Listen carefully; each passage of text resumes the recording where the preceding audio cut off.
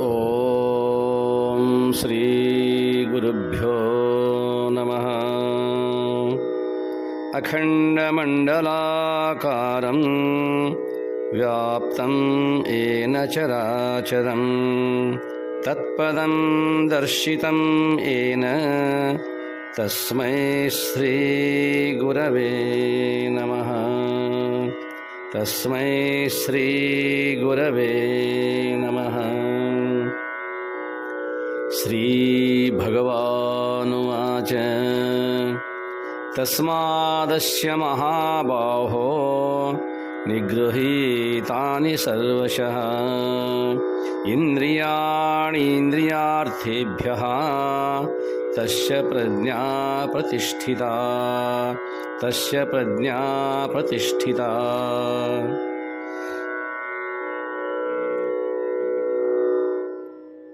ಮಹಾಬಾಹುವಾದ ಅರ್ಜುನನೇ, ಇಂದ್ರಿಯ ನಿಗ್ರಹವಿಲ್ಲದವನ ಬುದ್ಧಿ ಹಾಳಾಗುವುದು. ಆದುದರಿಂದ ಇಂದ್ರಿಯ ಹಾಗೂ ವಿಷಯಗಳಿಂದ ಯಾವನ ಇಂದ್ರಿಯಗಳು ಸರ್ವಶಃ ನಿಗೃಹೀತಾನಿ, ಸರ್ವ ರೀತಿಯಲ್ಲಿಯೂ ನಿಗ್ರಹಿತವಾಗಿರುವವೋ ಅವನ ಪ್ರಜ್ಞೆಯು ಸ್ಥಿರವಾಗಿರುತ್ತದೆ. ಆದ್ದರಿಂದ ಅವನಿಗೆ ಸ್ಥಿತಪ್ರಜ್ಞೆವೆನ್ನುತ್ತಾರೆ. ಸರ್ವರಿಗೂ ಪ್ರಣಾಮಗಳು. ಪುಣ್ಯಾತ್ಮರೇ, ಹಿಂದಿನ 67ನೇ ಶ್ಲೋಕದಲ್ಲಿ ಇಂದ್ರಿಯಗಳ ಜಂಜಾಮಾರುತಕ್ಕೆ ಸಿಲುಕಿದ ಈ ಜೀವನ ಮನೋನೌಕೆ ಗೊತ್ತು ಗುರಿಯಿಲ್ಲದೆ ಎತ್ತಲೋ ಹೋಗಿ ಬಿದ್ದು ಬಿಡುತ್ತದೆ. ಭಯಾನಕವಾದ ಹೊಡೆತಕ್ಕೆ ಸಿಲುಕಿ ಆ ಹಡಗು, ಆ ನೌಕೆ ಮುಳುಗುವಂತೆ ಈ ಅಜ್ಞ ಜೀವನು ಕಾಮಾದಿಗಳು ಹಾಗೂ ವಿಷಯಗಳು, ಇಂದ್ರಿಯಗಳು, ಅವುಗಳ ಮಹಾಪ್ರಪಾತಕ್ಕೆ ಹೊಡೆತಕ್ಕೆ ಸಿಕ್ಕು ನುಚ್ಚು ನೂರಾಗುತ್ತಾನೆ. ಆದರೆ ಆ ಇಂದ್ರಿಯಗಳನ್ನು, ಮನಸ್ಸನ್ನು ಸರಿಯಾಗಿ ಬಳಸಿಕೊಂಡು ಸ್ಥಿತಪ್ರಜ್ಞೆಯನ್ನು ತಲುಪಿದ ಜನಕ ಮಹಾರಾಜ ತನ್ನ ಸಾಮ್ರಾಜ್ಯವೆಲ್ಲವೂ ಸುಟ್ಟು ಹೋಗುತ್ತಿದೆ ಎಂಬ ವಾರ್ತೆ ಕೇಳಿದರೂ ಕೂಡ ಮಿಥಿಲಾಯಾಂ ಪ್ರದಗ್ಧಾಯಾಂ ನಮೇ ಕಿಂಚನ ದೀಹತಿ, ಮಿಥಿಲೆಯೇ ಉರಿದು ಹೋದರೂ ಕೂಡ ನನ್ನ ಒಂದು ಕೂದಲೂ ಕೂಡ ಅದು ಸುಡದು. ಇದು ಸ್ಥಿತಪ್ರಜ್ಞೆಯ ಲಕ್ಷಣ. ಈಗ ಇಲ್ಲಿ ಇನ್ನೊಂದು ಸಲ ಎಚ್ಚರಿಕೆಯನ್ನು ಕೊಟ್ಟು ಈ ಹಿಂದಿನ ಎಲ್ಲ ವಿಷಯಗಳನ್ನು ಮತ್ತೆ ಸ್ಮರಣೆಗೆ ತಂದುಕೊಡುತ್ತಿದ್ದಾನೆ ಭಗವಂತ ಅರ್ಜುನನಿಗೆ. ಧನಂಜಯ, ನಾನು ನಿರೂಪಿಸಿದನೆಲ್ಲವನ್ನೂ ಕೂಡ ಮತ್ತೊಮ್ಮೆ ನಿನ್ನ ಸ್ಮರಣೆಗೆ, ನಿನ್ನ ಅವಗಾಹನೆಗೆ ತಂದುಕೊಡುತ್ತೇನೆ. ಇಂದ್ರಿಯಗಳು ನಮ್ಮನ್ನು ಸಾಂಸಾರಿಕ ಕಂದರಕ್ಕೆ ನೂಕುತ್ತವೆ. ಶಾಂತಿಯನ್ನು ಪಡೆಯಲಿಚ್ಛಿಸುವ ಸಾಧಕನು ಆ ಇಂದ್ರಿಯಗಳನ್ನು ಸಂಪೂರ್ಣವಾಗಿ ನಿರೋಧಿಸಲೇಬೇಕು. ಮನಸ್ಸನ್ನು ನಿಷ್ಕಲ್ಮಶಗೊಳಿಸಿ ಆತ್ಮಧ್ಯಾನಕ್ಕೆ ಹಚ್ಚಬೇಕು. ಅದು ಸುಸ್ಥಿರತೆಯನ್ನು ಪಡೆದರೆ ಅದರಲ್ಲಿ ಆತ್ಮಜ್ಞಾನ ಪ್ರಕಾಶ ಅವತರಣವಾಗುತ್ತದೆ. ಆಗ ಸಾಧಕನು ಸ್ಥಿತಪ್ರಜ್ಞೆಯ ಆ ಅವಸ್ಥೆಗೆ ತಲುಪುತ್ತಾನೆ. ಮುಖ್ಯವಾಗಿ ಧ್ಯಾನ, ಆತ್ಮಧ್ಯಾನ. ಮುದ್ದುರಾಮ ಹೇಳುತ್ತಾನೆ, ಹಿಂದು ಮುಂದಿಂದುಗಳ ಖಂಡ ಖಂಡವ ತೊರೆದು ಊರ್ಧ್ವವಾದರೆ ಪ್ರಜ್ಞೆ ಅದು ಪೂರ್ಣ ದೃಷ್ಟಿ. ಎಲ್ಲ ಕಾಲಕ್ಕೆ ಸತ್ಯ ಅಂಥ ಜೀವನ ಯೋಗ, ಧ್ಯಾನದಿಂದಲೇ ಸಿದ್ಧಿ ಮುದ್ದು ರಾಮ. ಧ್ಯಾನದಿಂದಲೇ ಸಿದ್ಧಿ ಮುದ್ದು ರಾಮ.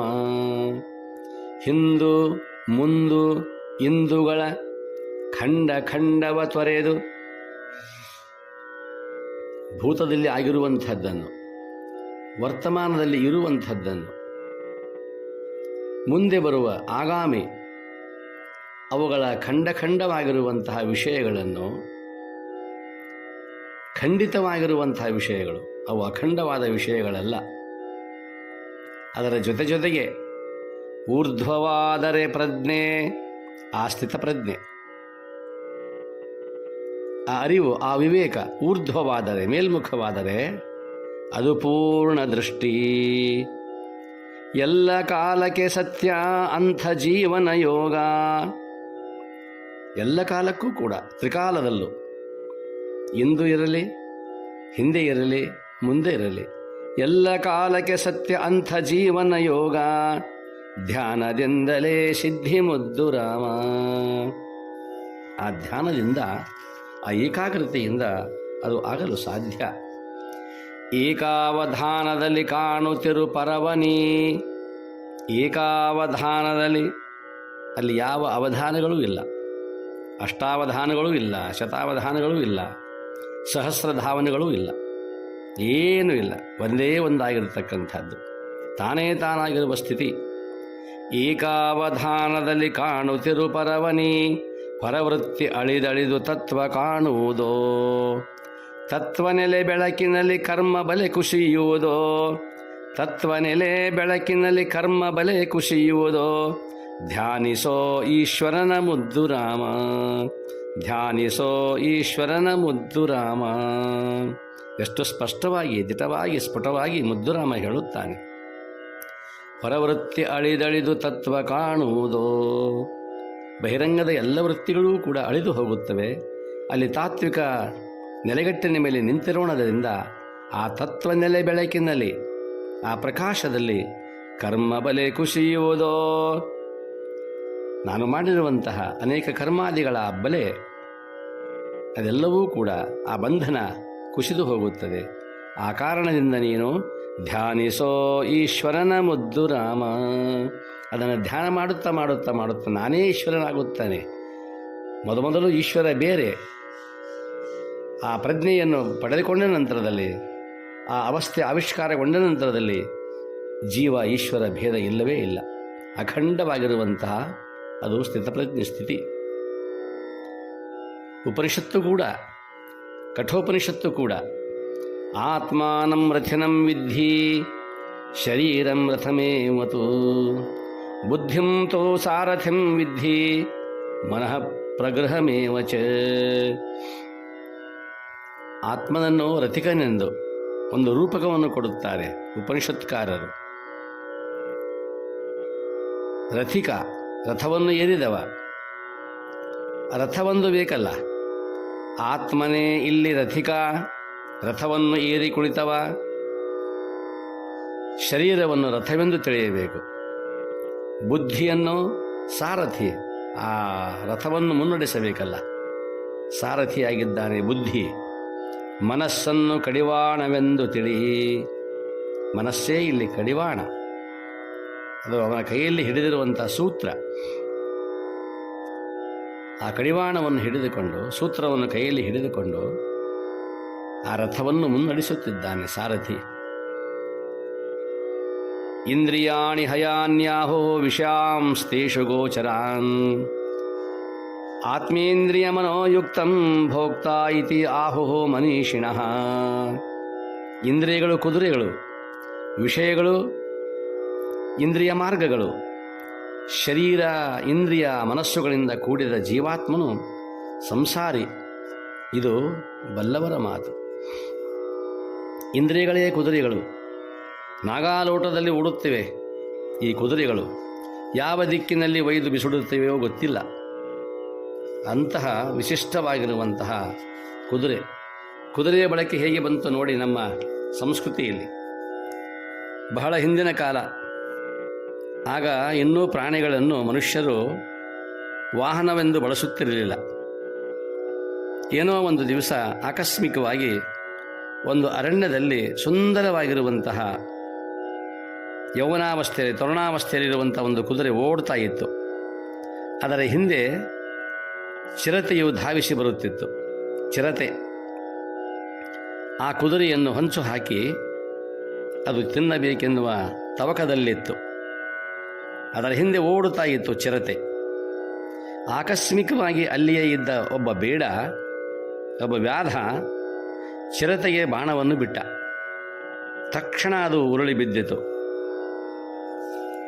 ಕುದುರೆಗೆ ಸಂತೋಷವಾಯಿತು. ಬಂದ ಆಪತ್ತು ಪರಿಹಾರವಾಗಿ ಕುದುರೆಗೆ ಅಪಾರ ಸಂತೋಷವಾಯಿತು. ಆ ಬೇಡನಿಗೆ ಕೃತಜ್ಞತೆಯನ್ನು ಹೇಳಲು, ಧನ್ಯವಾದಗಳನ್ನು ಹೇಳಲು ಕುದುರೆ ಆತನ ಸಮೀಪ ಬರುತ್ತದೆ. ಜಾಣನಾದ ಬೇಡನು ಅದರ ಮೈಮೇಲೆ ಹಿತವಾಗಿ ಕೈಯಾಡಿಸಿದ. ಕುದುರೆಯನ್ನು ತಿಕ್ಕಬೇಕು. ತಿಕ್ಕಿದ ಹಾಗೆ ಅದಕ್ಕೆ ಉನ್ಮಾದತೆ ಬರುತ್ತದೆ, ಪ್ರೀತಿ ಉಂಟಾಗುತ್ತದೆ. ಕುದುರೆಗೆ ಅತ್ಯಂತ ಸುಖವೆನಿಸಿತು. ಸ್ವಲ್ಪ ಸಮಯದ ನಂತರ ಕುದುರೆ ಆ ಬೇಡನಿಂದ ವಿದಾಯ ಪಡೆದು ತನ್ನ ಗೂಡಿಗೆ ತಾನು ಹೋಗುತ್ತದೆ, ತನ್ನ ಪಾಡಿಗೆ ತಾನು ಹೋಗುತ್ತದೆ. ಮರುದಿನ ಕುದುರೆಗೆ ಮತ್ತೆ ಬೇಡನ ನೆನಪಾಯಿತು.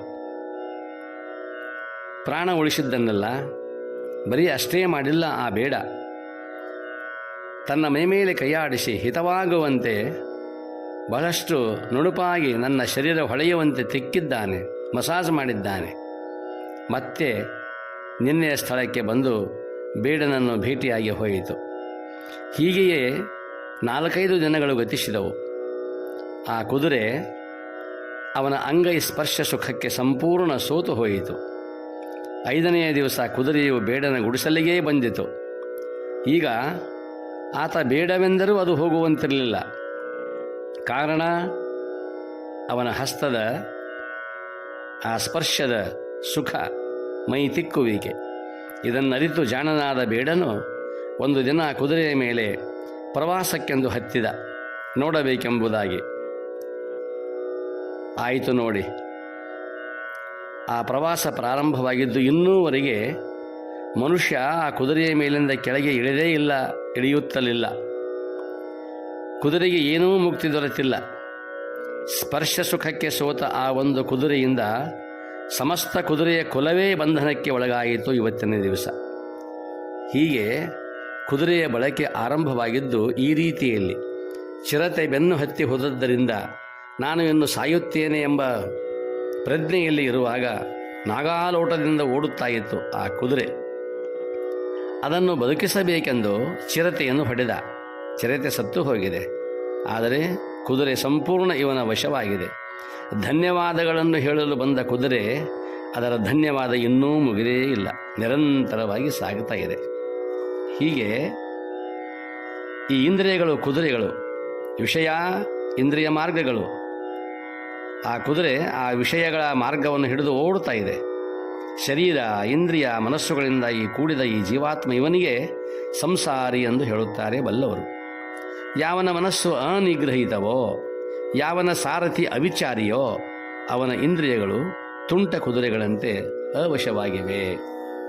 ಆದ್ದರಿಂದ ಅರ್ಜುನ, ವ್ಯವಸಾಯಾತ್ಮಕ ಬುದ್ಧಿ ಎಂಬ ಸಾರಥಿಯುಳ್ಳ ಜೀವನು ವಿಶುದ್ಧ ಮನಸ್ಸೆಂಬ ಲಗಾಮಿನಿಂದ ಇಂದ್ರಿಯ ಕುದುರೆಗಳನ್ನು ದೇವಮಾರ್ಗದಲ್ಲಿ ನಡೆಸಿ ಸಂಸಾರದ ಕೊನೆಯನ್ನು ತಲುಪುತ್ತಾನೆ. ಹಾಗೂ ಆ ದೇವ ಪದವಿಯನ್ನು ಕೂಡ ಅವನು ಪಡೆದುಕೊಳ್ಳುತ್ತಾನೆ.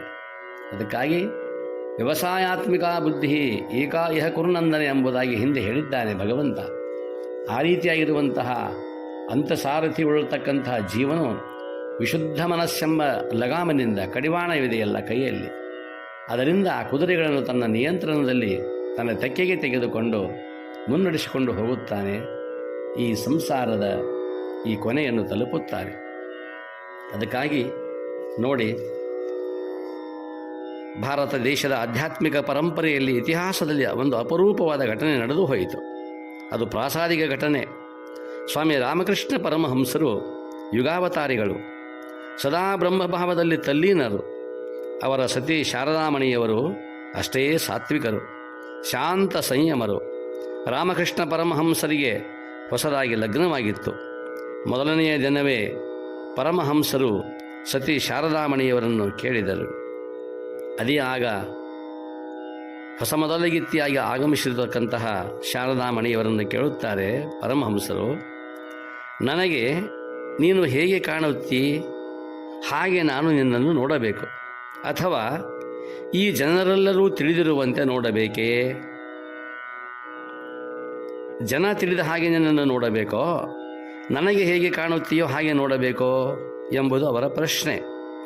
ಶಾರದಾಮಣಿಯವರು ಹೇಳುತ್ತಾರೆ, ಪ್ರಜ್ಞಾವುಳ್ಳವರು, ವಿವೇಕವುಳ್ಳವರು ಶಾರದಾಮಣಿ, ನಿಮಗೆ ಹೇಗೆ ಕಾಣುತ್ತೇನೆಯೋ ಹಾಗೆಯೇ ನೋಡಿರಿ ಎಂದು ಉತ್ತರ ಕೊಡುತ್ತಾರೆ. ತಕ್ಷಣ ಪರಮಹಂಸರು ಶಾರದಾಮಣಿಯವರನ್ನು ಕಾಳಿಕಾಮಾತೆ ಎಂದು ಭಕ್ತಿಪರವಶರಾಗಿ ಪೂಜಿಸಲು ಪ್ರಾರಂಭಿಸುತ್ತಾರೆ. ಅಂದಿನಿಂದ ಶಾರದಾಮಣಿಯವರು ಶಾರದಾ ಮಾತೆ ಆದರು. ಅಲ್ಲಿಯವರೆಗೆ ಮಣಿ ಯಾವಾಗ ಅವರ ಮಾತಿನಿಂದ ನಿಮಗೆ ಹೇಗೆ ನಾನು ಕಾಣುತ್ತೇನೆಯೋ ಹಾಗೆ ಕಾಣಿರಿ ಎಂಬ ಮಾತನ್ನು ಹೇಳಿದಾಗ ಪ್ರತ್ಯಕ್ಷ ರಾಮಕೃಷ್ಣ ಪರಮಹಂಸರು ಸತಿ ಶಾರದಾಮಣಿಯನ್ನು ಶಾರದಾ ಮಾತೆ ಎಂಬುದಾಗಿ, ಅವರ ಮುಖದಲ್ಲಿ ಕಾಳಿಕೆಯೇ ಕಾಣುತ್ತಾಳೆ ಎಂಬುದಾಗಿ ಭಾವಿಸುತ್ತಾರೆ. ಆ ಮಾತೆಯನ್ನು ಪೂಜಿಸುತ್ತಾರೆ. ಅಂದಿನಿಂದ ಮಣಿ ಮಾತೆಯಾಗುತ್ತಾಳೆ. ಮದುವೆಯ ಮೊದಲ ದಿನವೇ ಪರಮಹಂಸರು ಅವರಲ್ಲಿ ಕಾಳಿಕಾ ಮಾತೆಯನ್ನು ಕಂಡರು. ಇದು ಪ್ರಾಸಾದಿಕ ದೃಷ್ಟಿಕೋನ. ಅದಕ್ಕಾಗಿ ಈ ರೀತಿಯಾಗಿರುವಂತಹ ಪರಮಹಂಸರು ದೇವ ಪದವಿಯನ್ನು ಪಡೆದುಕೊಂಡರು, ದೇವರೇ ತಾನಾದರು. ಹೀಗೆ ಸ್ಥಿತಪ್ರಜ್ಞನಾಗಿರ್ತಕ್ಕಂಥವನು ತನ್ನ ಇಂದ್ರಿಯಗಳನ್ನು, ಆ ಇಂದ್ರಿಯಗಳು ಹರಿದು ಹೋಗತಕ್ಕಂಥ ವಿಷಯಗಳನ್ನು ತನ್ನ ನಿಯಂತ್ರಣದಲ್ಲಿಟ್ಟುಕೊಂಡು ತಾನು ಸಾಧನೆ ಮಾಡಿಕೊಂಡು ಲೋಕೋದ್ಧಾರ ಕಾರ್ಯವನ್ನು ಮಾಡುತ್ತಾನೆ. ಇದು ಉತ್ಥಾನ ಸ್ಥಿತಪ್ರಜ್ಞನ ಸ್ಥಿತಿ ಎಂಬುದಾಗಿ ಭಗವಂತ ಉಪದೇಶ ಮಾಡುತ್ತಾನೆ. ಈಗ ಅರ್ಜುನ ಕೇಳುತ್ತಾನೆ, ಇಂದ್ರಿಯ ನಿಗ್ರಹ ಮಾಡಿ ಸ್ವರೂಪ ಅನುಭೂತಿ ಗಳಿಸಿದವನು ಸ್ಥಿತಪ್ರಜ್ಞ, ಅದು ಸರಿ. ನಿಗ್ರಹ ಇಲ್ಲದ ಭೋಗಿ ಚಂಚಲ ಪ್ರಜ್ಞ. ಇಷ್ಟು ಉಪದೇಶ ಮಾಡಿದ್ದರೂ ಕೂಡ ಮತ್ತು ಪ್ರಶ್ನೆ ಕೇಳುತ್ತಾನೆ ಅರ್ಜುನ, ಇವರ ಇಬ್ಬರ ಮಧ್ಯದಲ್ಲಿ ಇರುವ ಅಂತರವೇನೋ? ಎಲ್ಲ ಸ್ಪಷ್ಟವಾಗಿ ಬಿಟ್ಟಿದೆ ನಮಗೆ, ಆದರೂ ಕೂಡ ಇನ್ನೊಂದಿಷ್ಟು ಏನೋ ಕೇಳಬೇಕೆನಿಸುತ್ತದೆ. ಕೊನೆಯ ಮಾತುಗಳಲ್ಲಿ ಅರ್ಜುನ ಕೇಳುತ್ತಾನೆ, ಇವರಿಬ್ಬರ ಮಧ್ಯದ ಅಂತರ ಏನು? ಯಾವ ವ್ಯತ್ಯಾಸವಿದೆ ಇವರಿಬ್ಬರಲ್ಲಿ? ಈ ಪ್ರಾಜ್ಞನಲ್ಲಿ, ಸ್ಥಿತಪ್ರಜ್ಞನಲ್ಲಿ, ಅಪ್ರಜ್ಞೆಯಾಗಿರ್ತಕ್ಕಂತಹ ಭೋಗಿಯಲ್ಲಿ. ಒಬ್ಬ ಯೋಗಿ, ಒಬ್ಬ ಭೋಗಿ, ಅವರ ವಿಶೇಷತೆ ಏನು, ಅಂತರ ಏನು ಎಂಬುದಾಗಿ ಕೇಳುತ್ತಾನೆ. ಉತ್ತರವನ್ನು ನಾಳೆ ನೋಡುವ. ಎಲ್ಲರಿಗೂ ಶರಣಾರ್ಥಿಗಳು. ಓಂ ಶಾಂತಿ ಶಾಂತಿ ಶಾಂತಿ.